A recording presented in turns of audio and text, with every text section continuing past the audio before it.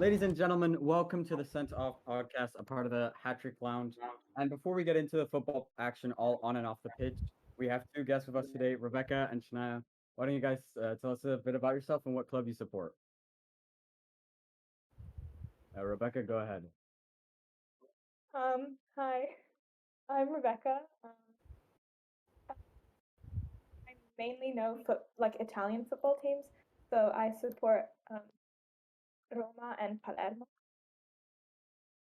All right. And what about you, Shanaya?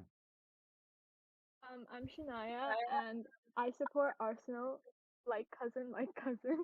Uh, sorry. Disgusting. Sorry. I got something in the back of my throat.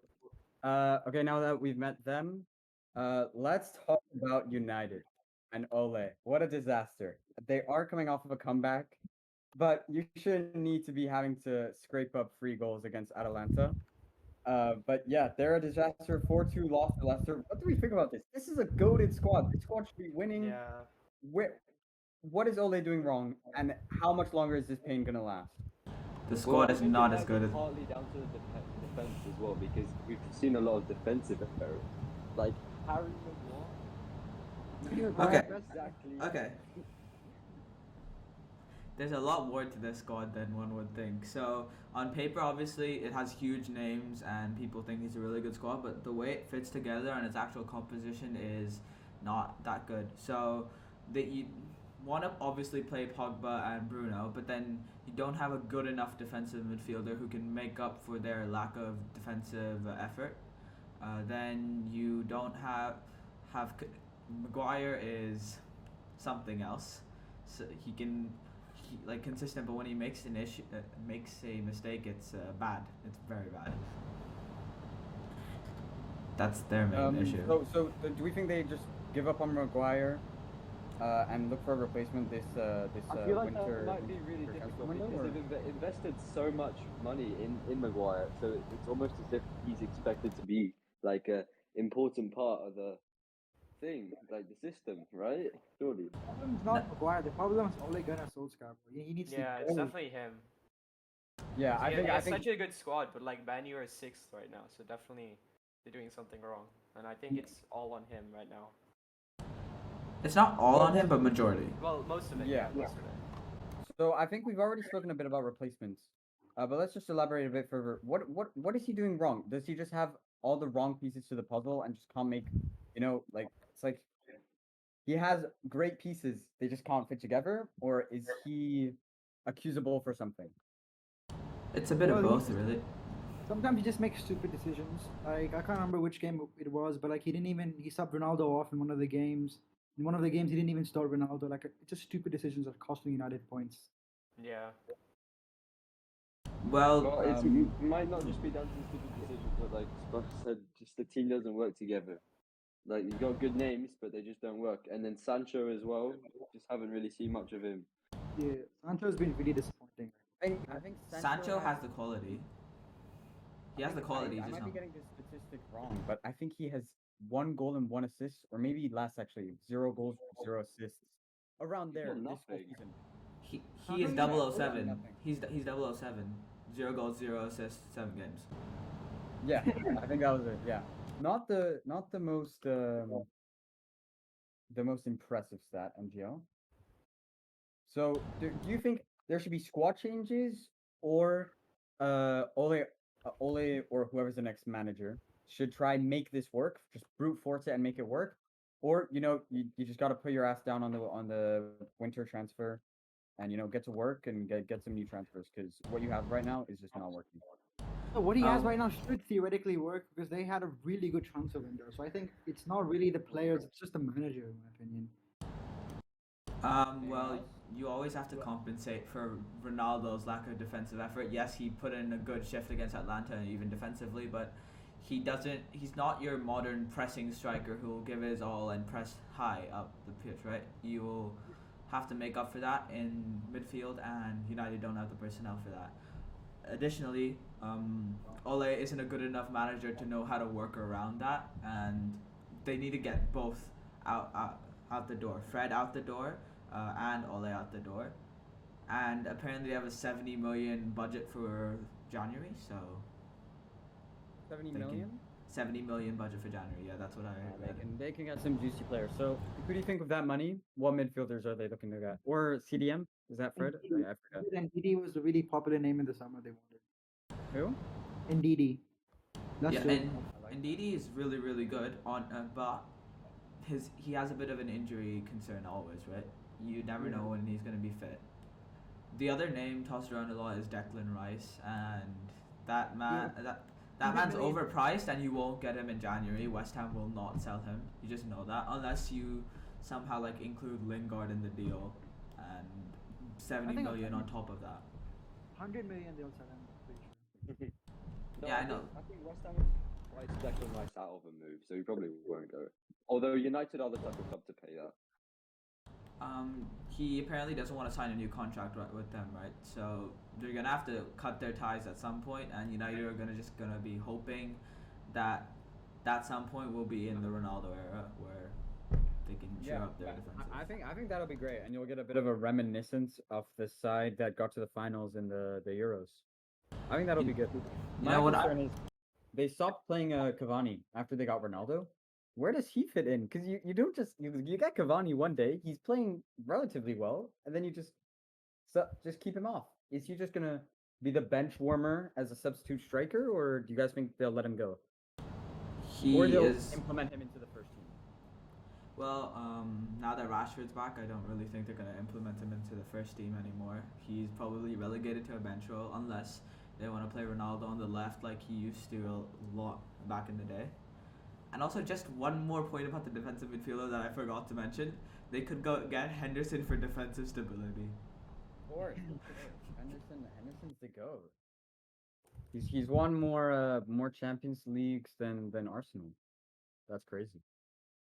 Okay, what about managers then? If do we think they stick with Ole, or they say get the hell out, get Conte and or whoever else? Yeah, you get Ole out.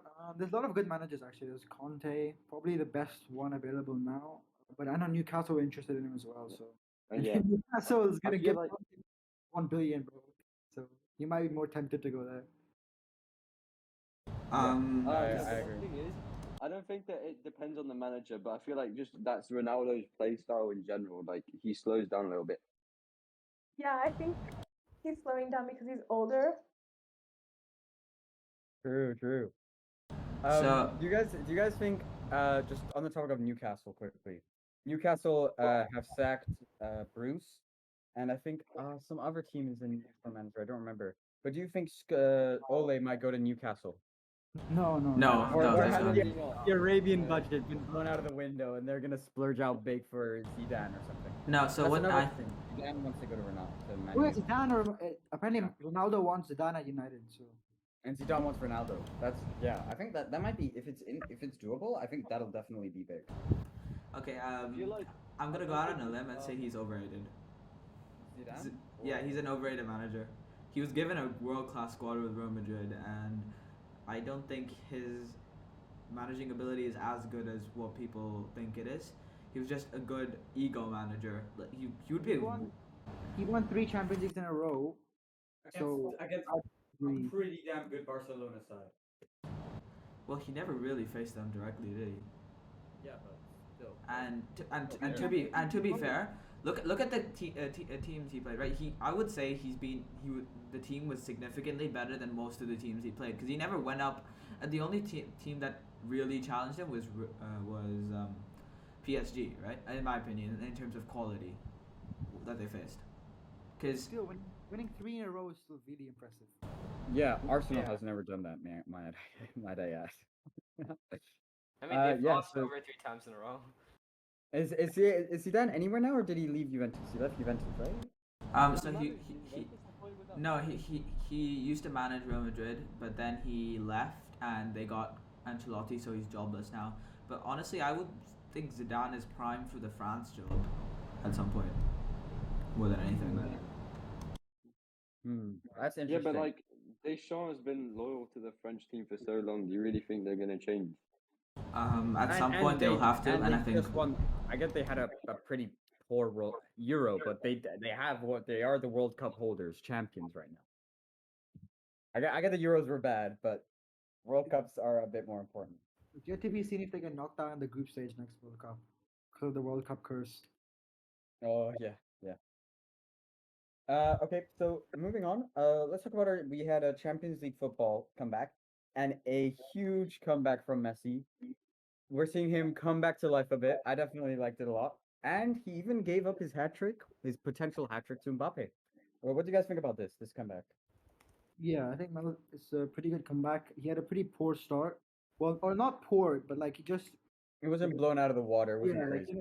with Messi you expect just the best, right? So, but now he's in form. He's scored a couple goals in the past few games, and I think he's really helped PSG a lot here.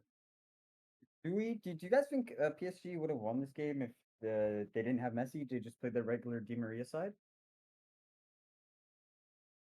Yeah, Probably I think could have.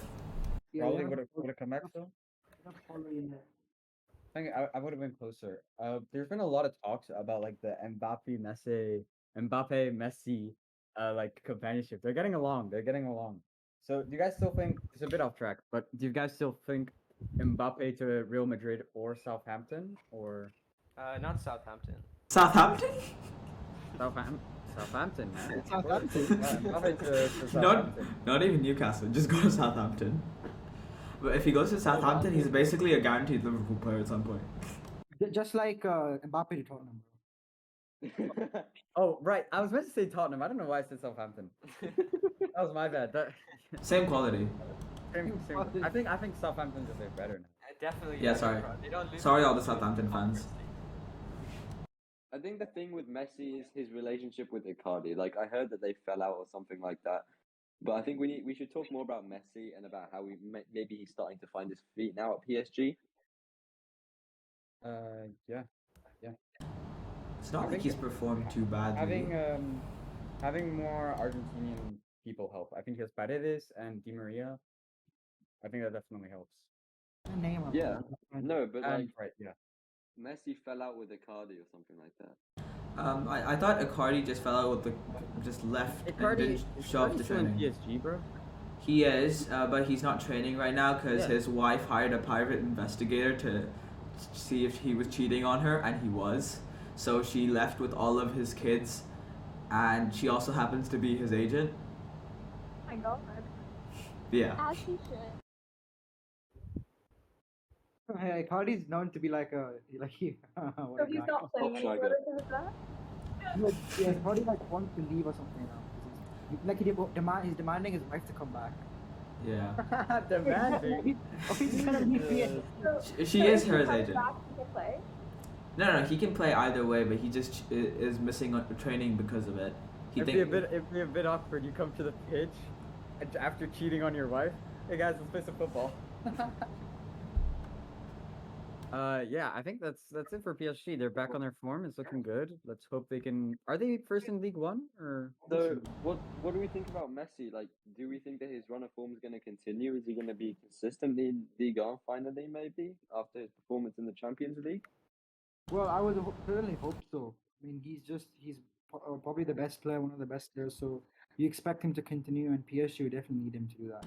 Not gonna lie, I'm questioning if he's actually trying in Liga because you don't just go from Liga to Champions League and just change your performances like that. So it's either he's not trying, or just he isn't being utilized as well because of Pochettino's system, and he's just got unlucky in the UCL. So how do you guys think Messi has been, Shanaya and Becca?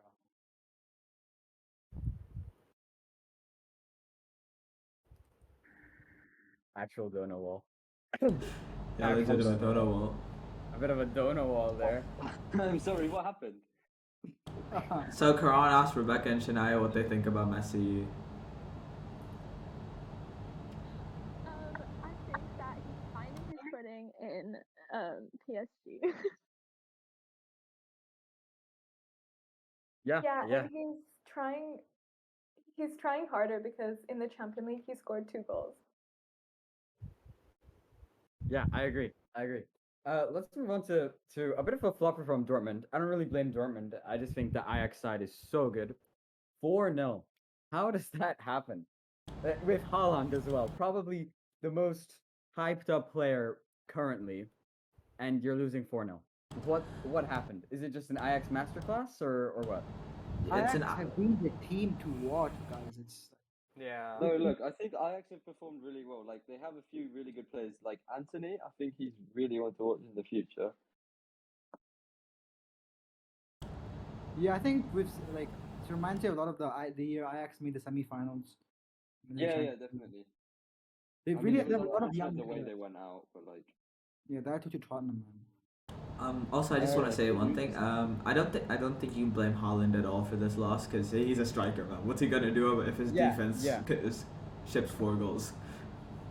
Dude, but like if Dortmund and Haaland sell Haaland, bro, I think they'll struggle a lot. Actually, I don't really think they will that much because they'll have. This isn't part of the brief. I'm not really sure. It's okay. We can talk about it. Basically, Dortmund, the team that Haaland plays for. Yeah, Dortmund. They're always. Yo, Niccolai, I'm gonna need you to mute because you were muted on the wrong call. Sorry. Completely forgot about that. sorry. You were saying, Sparsh? So, I'm sorry. Let me stop laughing for that. Dortmund are always a team that reinvests well in their squad, right? So they sell Dembele, they go and sign Sancho and everyone who they can get, right? So their scouting team is very good at identifying talent, and I think their recruitment and manager has been perfect for developing these young talents. So after Haaland leaves, I fully trust them to be able to build a good Bundesliga side still, and maybe a good Champions League side. It always matters. Maybe they can sign Haaland's, was it his cousin who's tearing up? Yeah. You guys know, I don't know how to pronounce his name, but that manager, Ten Hag, I'm gonna. Oh yeah.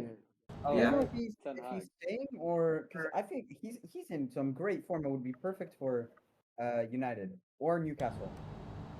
So I think the Netherlands players may have wanted him or the former assistant.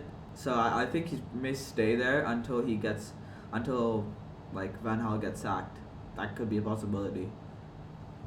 Okay, because I think he'd be a really good fit, and he's clearly, definitely in the peak of his career. Not peak, but a very good moment. Do we think Dortmund need to improve anything here, or is this just a GG to go next won't happen again? GG to go next one happen again. Okay, gotcha. Keep it simple.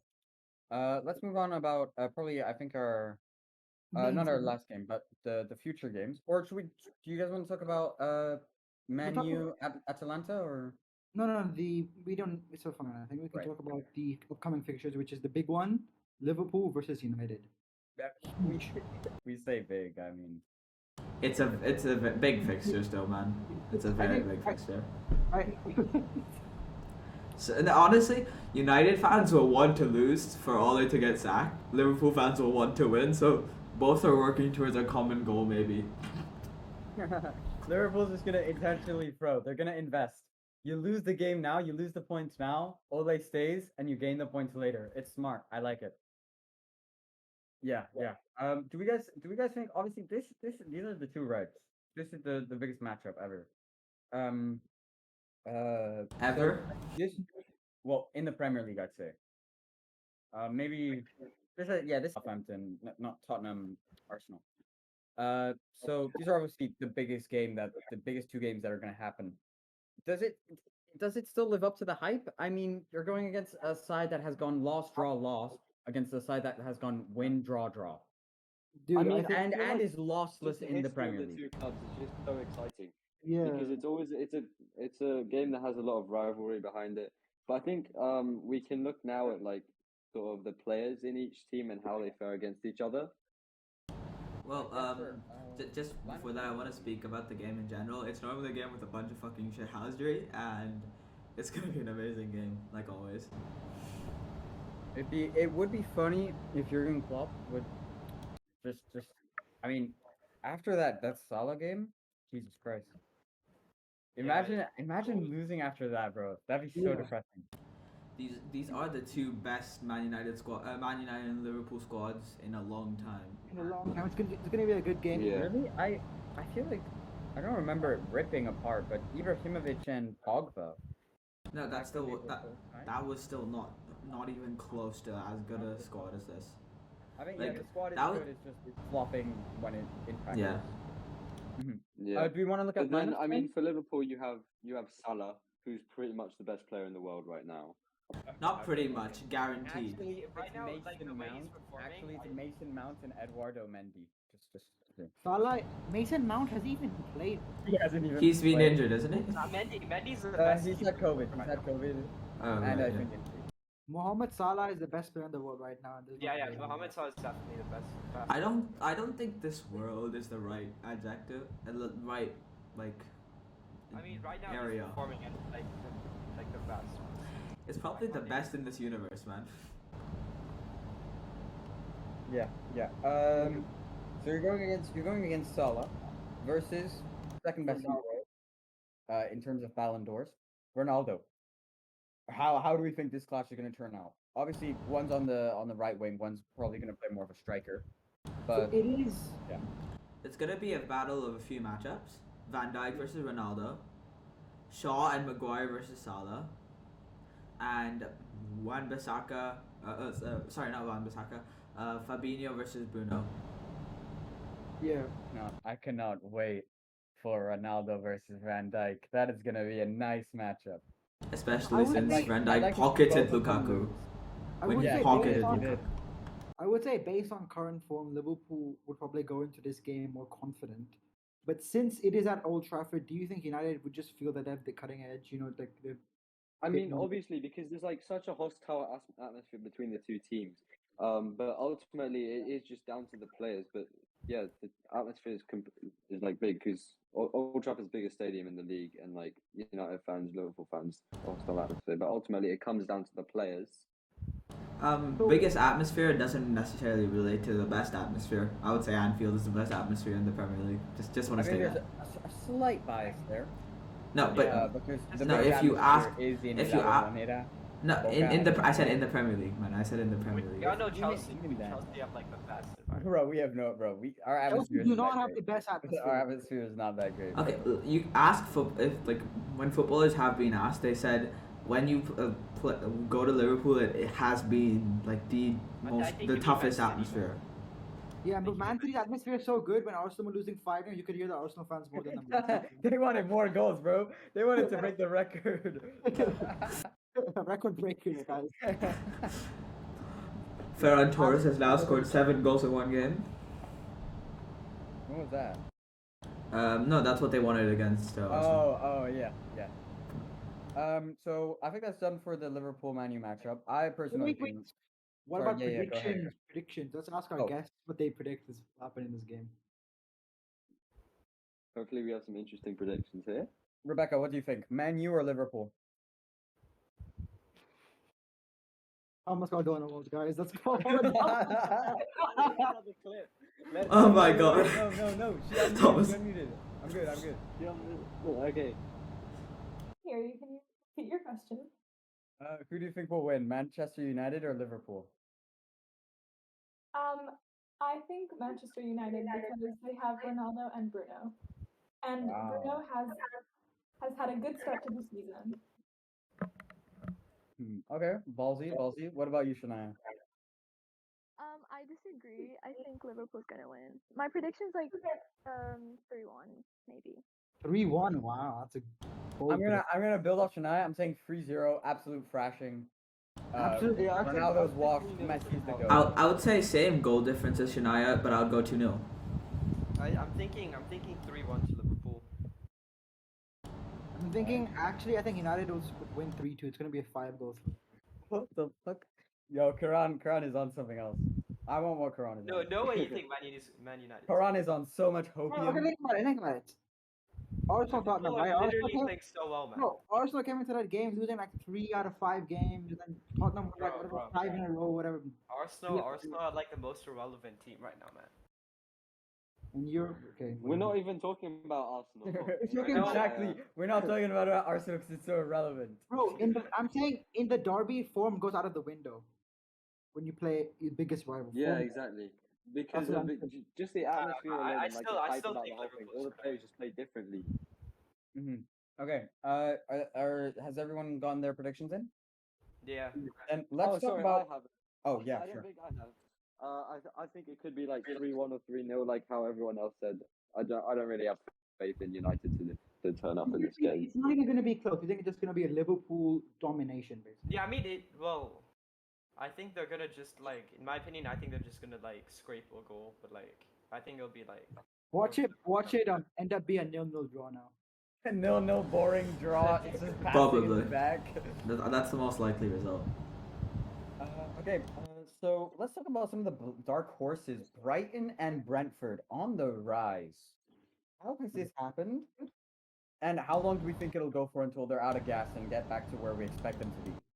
So Well, I think that both teams stand a pretty good chance at like getting into the top half of the table.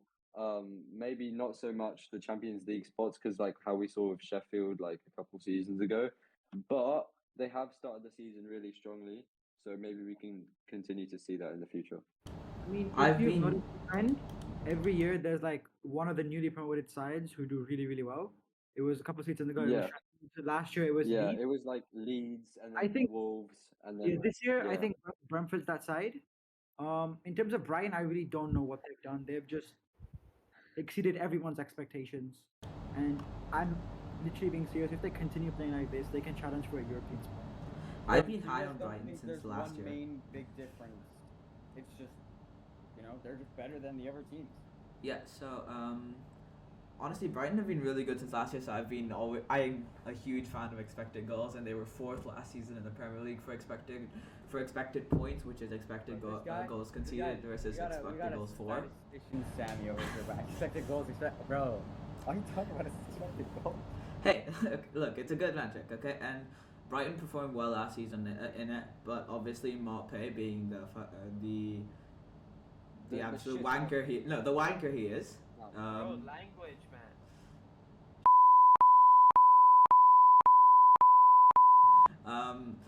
With obviously Maupay being being shit last year, they performed horrendously in it. I think he scored 6 less than he was expected to, and Brighton overall were just unlucky. And I think this year they're finally getting that luck. And Niccolai is about to say they're possession merchants.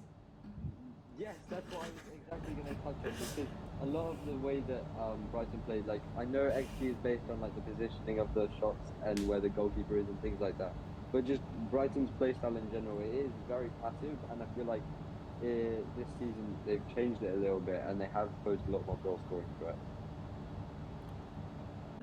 Brighton were a really good attacking team last year. They just couldn't finish. Yeah. Just like Sparks. Wait, how do you know, Thomas? Yeah. Uh, Also, I just want to say that's false. I think, are we done, or do you guys want to touch more on Brentford before we go to some of the big news that's come up over this past week? I think I think we all know where Brentford is, what the situation is with Brentford, because it's like the dark horse has just come out of promotion like Leeds or Wolves or whatever. I think that's just what we can say. Yeah, clean and simple.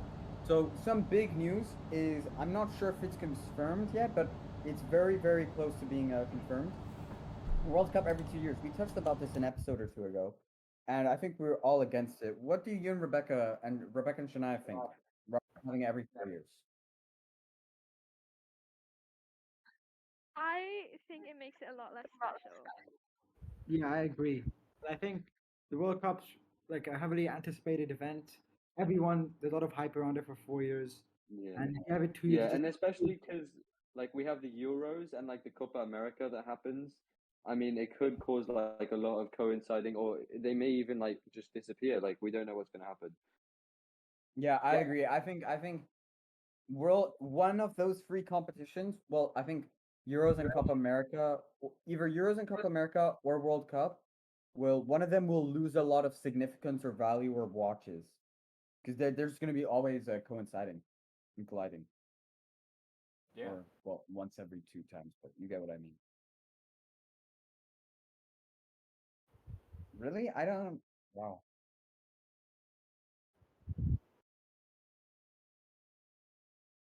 Yeah,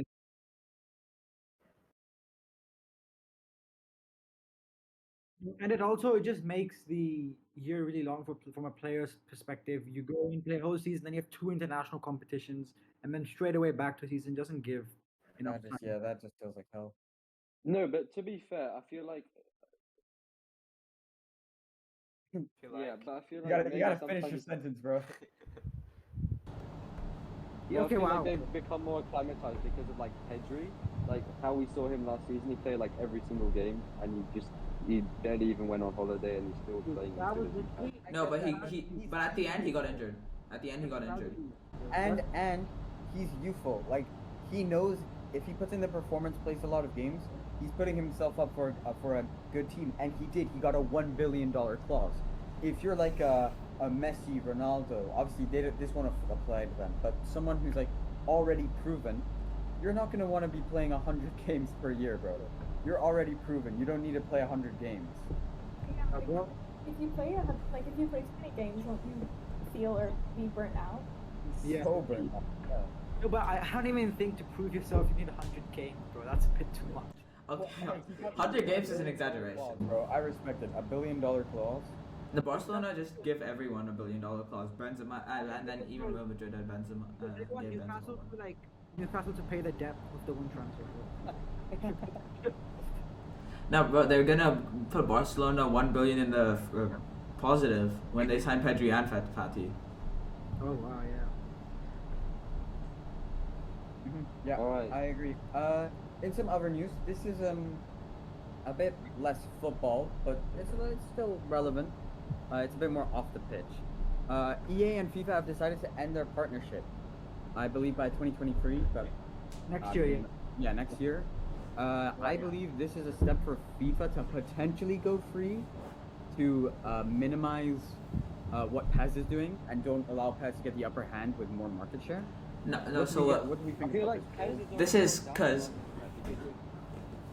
Well, Have you seen PES? It's no longer PES. It's some other game. It's horrendous. it's called eFootball, Oh right? yeah, what's it called now? I forgot. eFootball. and it's terrible. E-soccer, e-football, something like that. Yeah. So no, the reason I think they terminated is what you call it? think FIFA were demanding too much money. I think they wanted like 1 billion over 4 years. Yeah, I think it's quite frankly because FIFA want more money. It's just that's the only reason. Same with the World Cup. I agree. Yeah. I think. So, what you I think do that- hope, 2K. I hope they make like a FIFA 2K or something like that. If they get the rights, they could finally make a proper good FIFA game. Because I do understand like EA haven't really been the best, right? They've made the same game for like 5 years, 6 years. Yeah. So, No, but then even like, if 2K will offer a hugely different dynamic, like Yeah. because of the other sports that they do, like NBA. Like we could see a completely revolutionized esports for football. okay, FIFA won't like the FIFA licensing won't really impact. No, it will. They'll have $1 Look at billion this. more to spend. That's huge. I think packs and overall just spending on the game should be cheaper. Wait, no, no, Or no. if not cheaper, They but won't. around. They won't get $1 billion. They'll lose $1 billion. yeah. Oh, No, are wait, you- no, I'm talking about EA here. EA Oh, won't. right. They won't lose They won't be losing $1 billion in 4 years. That's huge money Yeah. for the developers, and we should, as consumers, be getting a better game. No. I think EA But just no. EA is using this license. What does it really mean? They still have the Premier League license. Right? They They still just have. save money. That's it.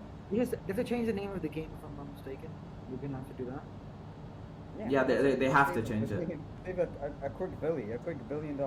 Yeah, and we would like to take this moment to announce BLC 23 No, by EA Sports. You have to understand, like now, like a lot more gaming companies are gonna potentially acquire the license for FIFA, right? So there's gonna be more competition because PES didn't really, it couldn't really compete with FIFA. But now, if for example 2K were to get the license, then it could overtake EA. You know what I mean?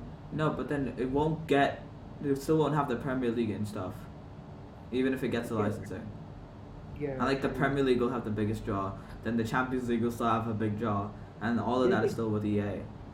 Yeah, I know it's not. I think it's not as big as people are making it out to be. But it's Yeah. still, yeah. Just go ahead and get the UEFA license. They already have the UEFA license. Why don't they just call it UEFA 23? Bro, they should honestly make it Super League 2020. Yeah. 2022. I would love that. That would Super make my League. Just sue, like Ronaldo, sue. and get him Yeah. as a cover Mate, story. imagine if someone like starts doing like a Newcastle career mode in whatever the like football game is going to be. That would be kind of funny. You just sign everyone. Yeah, I've done a bunch of Newcastle Oh. career modes. If we guys, we can wrap up here, but we can also talk about, not Newcastle and what they're gonna do in their transfers. We've already covered all that, but whether it's fair, or we can just end it here and absolutely cuck our viewers and bait them. Let's talk about this. Okay, well, it's obviously. I think Man City has been a big advocate. Man City and Chelsea, which is very hypocritical and ironic, against the. Do we just make it quick? Do we think it's fair? Yes or no? No. And do we think it's good for the sport? It's good for Newcastle, but not good for the sport in general, because the heart of it always comes from the fans, and fans put their their hard-earned money into clubs for ticket sales, and when you just have other teams who get billionaire owners and get lucky and just buy all the talent in the world, how is that fair, right? Yeah. Yeah, I agree. Like, even Klopp has complained about it. He came out saying it's going to be like the end of football when so many giant conglomerates buy No, but it's football not teams. just that. They're like all of the Premier League clubs tried to stop the takeover. Like they all came together and they was like, "Oh, we don't want this to happen." Fuck off. But they should have done that when Chelsea and Man City were bought over, and that would have when really. when you draw the line, because if Chelsea and Man City can be bought, why can't Newcastle? Is it just because of the price? Is there like a $10 billion cap? Where would you guys draw the line as to acceptable buying or not non-acceptable buying? I mean, it depends on the club value, right? Because They bought it some for clubs 300 are more mil. valuable than others. Yeah, Newcastle was only worth that much at the time, whereas some of the bigger clubs, like Chelsea and City, are now worth more, right? So if they were to be bought over, which they already have been, they would cost a lot more. Yeah, 300 million is the same amount Liverpool were bought for by FSG. It's Yeah, but that was a long time ago. that was like 2012, right? But Yeah. So now they're like what, 2.9 to 3 billion. So it's not only the fact that they'll be pumping money into the club, but also I think people are questioning the ethics behind the Saudi Arabians ruling over everything, considering all the humanitarian crisis. Yeah, we raised as one, fam. But yeah, I agree, and I think it's going to be an interesting topic. Do you guys want to wrap up? Does anyone else have anything to add? Nope. All right. Nah. Thank you, Rebecca and Shanaya, for coming on. Thank you so much for having us. It's really interesting to listen to. And yeah, we'll see you guys in for the next episode. We'll have some winter transfer news for you guys, and check out our Sixer Cricket podcast. Thanks for listening. Goodbye. Bye. Watch it. Thank you. Listen to our Spotify.